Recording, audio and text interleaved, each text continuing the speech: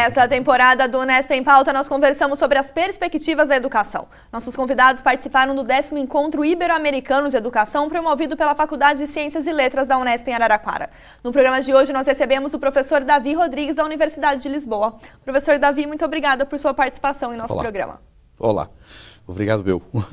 Professor, o senhor tem trabalhado em Portugal com a questão da educação inclusiva. Sim. E que também é um tema muito presente nas discussões, tanto em congresso quanto na pauta governamental e da nossa sociedade aqui no Brasil. Eu gostaria que o senhor pudesse estabelecer um paralelo de como estamos diante da educação inclusiva nessas duas realidades. Olha, eu diria antes de mais que a inclusão hoje em dia é um problema transversal de todas as sociedades.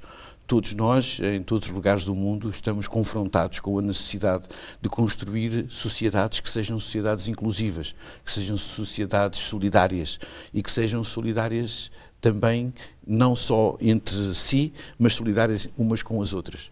E, portanto, a inclusão hoje em dia é uma necessidade, que eu diria, uma necessidade ao nível internacional. Muitos países têm até procurado incluir a inclusão na sua própria Carta de Direitos dos Cidadãos, ter o direito à inclusão. Em Portugal nós fizemos um percurso de cerca de 50 anos de procurar transformar a escola pública de maneira que ela pudesse acolher os alunos com condições de deficiência e com outros tipos de dificuldade. E o nosso trabalho foi relativamente bem sucedido. Claro que nós temos muitos problemas ainda, mas o nosso trabalho foi bem sucedido no sentido em que 98% de todas as crianças que têm condições de deficiência estão na escola pública em Portugal. E é um dos maiores índices do mundo e da Europa comunitária.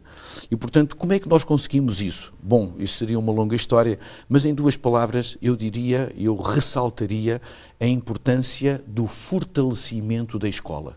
Isto é muito importante que a escola pública seja uma escola forte. Forte porquê?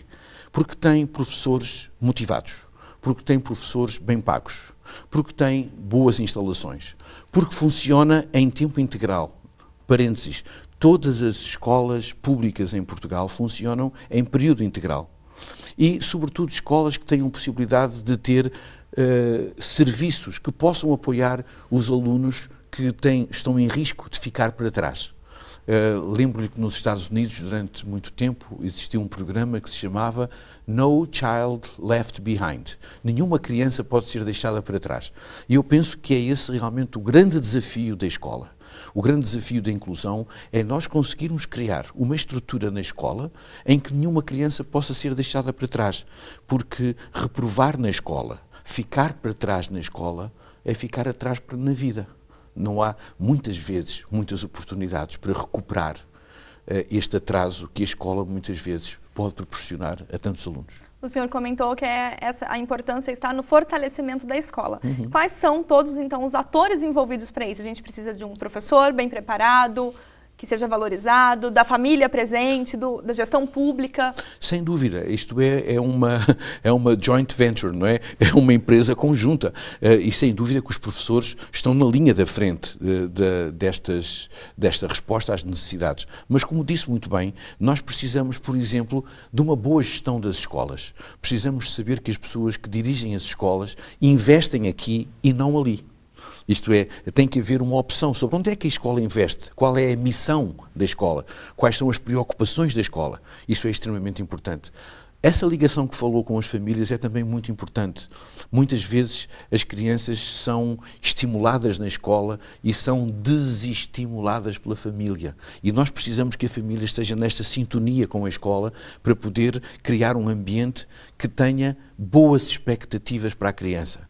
Nós sabemos, a partir dos estudos feitos em educação, que não há nada que seja mais importante para uma criança que o meio em que ela está à volta ter altas expectativas sobre ela. Dizer, tu és capaz, tu vais conseguir. Desta vez não conseguiste, mas vais conseguir. E vais fazer isso. E tu és capaz. E isto, é claro, se isto for dito de uma forma sistemática, de uma forma verdadeira, de uma forma apoiada, isso faz milagres. E por isso nós precisamos dos professores, da gestão da escola, das famílias, das comunidades. Precisamos de todo. Há aquele velho provérbio africano que para educar uma criança é preciso toda uma aldeia. E a família, dentro desse processo, lá em Portugal, ela tem se sentido parte. desse sistema que vocês têm implantado em prol da educação inclusiva? Nós procuramos as associações de pais, têm uma força bastante significativa dentro das escolas. Eu vou-lhe dar o exemplo da minha filha. Eu tenho uma filha com 10 anos. A minha filha tem 10 anos e frequenta uma escola pública ao lado de minha casa. E todas as atividades que funcionam no contraturno da escola são organizadas pela Associação de Pais. A equipa de voleibol, a música, todo um conjunto de atividades, são a Associação de Pais que organiza isso. E, portanto, existe um entrosamento, uma ligação muito grande das famílias com a escola. Não lhe vou dizer que é sempre fácil e que é sempre assim, que também temos dificuldades em que nem sempre é assim, mas muitas vezes é assim e funciona assim. O senhor comentou que esse processo já vem há 50 anos em Portugal, pensando essa questão da educação inclusiva, e vocês têm acompanhado um pouco a trajetória desses alunos que têm algum tipo de deficiência, que frequentaram essa escola pública, o ingresso no ensino superior, a atuação no mercado de trabalho? A escola é a base de tudo. É a base de tudo. Se um aluno conseguir estar incluído na escola, se conseguir participar na escola, se conseguir ter uma rede de amigos que se mantém ao longo da vida dele, isto é altamente preditivo do sucesso deste aluno.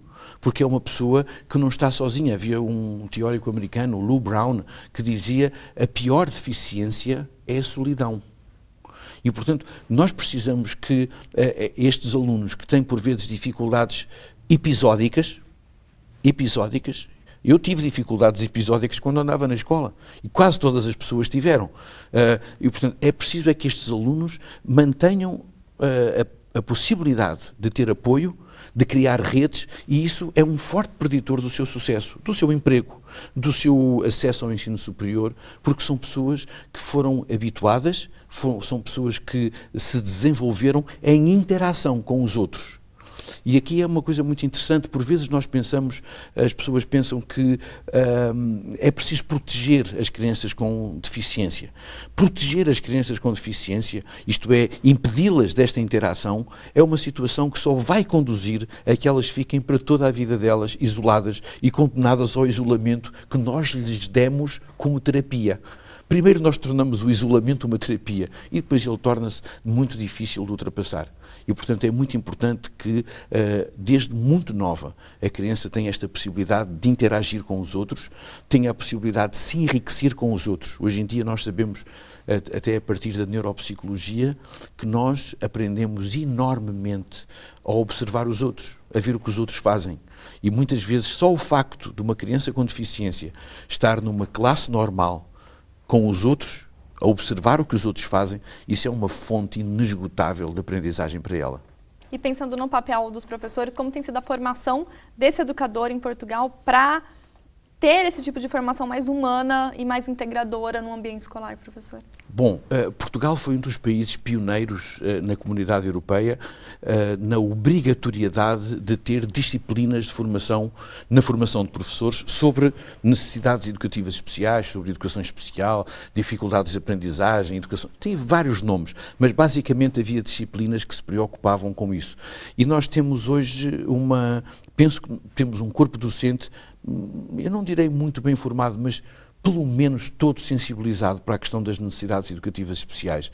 E repare, não seria possível nós termos esta percentagem de alunos na escola regular se realmente não tivéssemos professores que estivessem sensibilizados e que sentissem uma questão muito importante, sentissem alguma confiança para trabalhar com estes alunos. Porque eu penso que uma das funções fundamentais da formação, muitas vezes nós pensamos que há umas técnicas secretas que se têm que aprender. Não é isso. Eu sou professor, eu sou investigador em educação especial há quase 40 anos e não há técnicas secretas. Não há técnicas secretas. Uma das questões muito importantes é que o professor tenha confiança, no sentido de abordar a criança como se fosse outra criança e procurar trabalhar com ela com olhos nos olhos, como se fosse uma pessoa que tem necessidades de aprender e que nós temos talvez possibilidades de dar algumas respostas que outras pessoas não conseguiam dar. E aprender junto também com essa criança. Aprender juntos. Coitados dos professores que não aprendem. Coitados. É realmente uma grande pobreza. Os professores que pensam que só ensinam têm o síndrome, que eu digo, o síndrome do limão. E eles vão-se experimentando e qualquer dia estão secos. Nós precisamos de professores que aprendam. E precisamos de alunos que ensinem. Precisamos de alunos que ensinem uns aos outros e precisamos de professores que aprendam. E é por isso que hoje em dia nós pensamos que as boas escolas são, na verdade, comunidades de aprendizagem. São comunidades em que toda a gente aprende, toda a gente ensina. E é isso talvez que fortaleça também esta ideia de uma escola para o século XXI. E que essa ideia, então, a gente consiga plantar e disseminar com essa entrevista e com as nossas práticas dentro do ambiente escolar. Professor, muito obrigada por sua participação. Muito obrigado. Felicidades. Muito obrigado. O Unesp em Pauta fica por aqui. Acompanhe o debate sobre educação em nossa programação. Obrigada pela companhia e até a próxima.